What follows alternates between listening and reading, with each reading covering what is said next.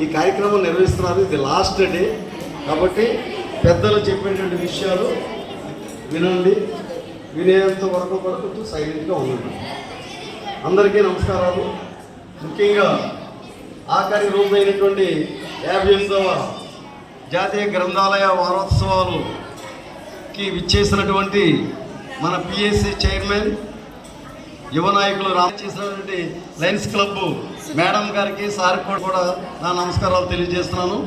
First డేని మేము కొంతమంది ఆ రోజు లైబ్రరీ దగ్గర ప్రారంభోత్సవ రోజున రావడం జరిగింది. మళ్ళీ ఈ రోజున వచ్చామమ్మా. మరి ఆ ప్యాంప్లెట్ చూసాం. ప్రతి సంవత్సరం కూడా నేను ఇక్కడ కళాశాల పెట్టినటువంటి 32వ సంవత్సరం ఇది. ప్రతి సంవత్సరం కూడా గ్రంథాలయ వారోత్సవాలు ఎంతో చక్కగా ఏ లైబ్రరీ వచ్చినా సరే ఎంతో బాధ్యతగా ఎంతో బాధ్యతగా మరి ఎవరు లైబ్రరీగా ఉన్నా సరే మరి ప్రభుత్వం వారు ఆదేశించినటువంటి కార్యక్రమాలని చక్కగా చేస్తూ అలాగే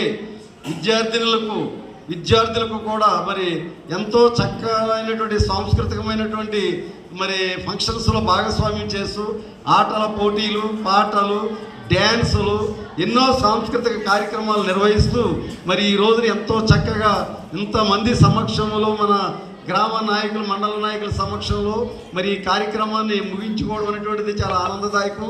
యాక్చువల్గా మన గౌరవ ఎమ్మెల్యే గారు వెంకటరాజు గారు ఈ కార్యక్రమానికి రావాలి.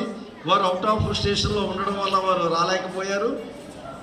సత్యనారాయణ గారు ఈ గ్రామానికి సలహాలు తీసుకొని ఎంతో దిగ్విజయంగా జరిపినందుకు ఈ వారం రోజులు మరి మీ అందరి సమక్షంలో మన గ్రామ పక్షాన్ని వారికి నా హృదయపూర్వక ధన్యవాదాలు తెలియజేస్తున్నాను. ముఖ్యంగా చదువుతో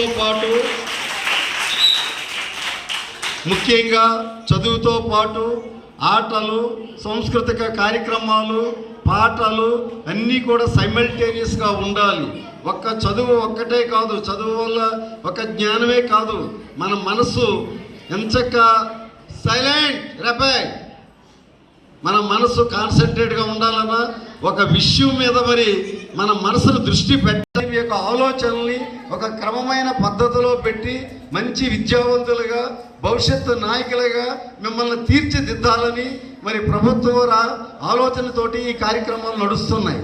కాబట్టి ప్రతి ఒక్కరు కూడా మరి మన గ్రామంలో ఎంతో వ్యత్యాసం, ఎంతో సమయాన్ని మరి వెచ్చించి ఈ కార్యక్రమాలు నిర్వహించి మీరందరూ కూడా పార్టిసిపేట్ చేశారు. మా జూనియర్ కళాశాల విద్యార్థులు కూడా పార్టిసిపేట్ చేశారు.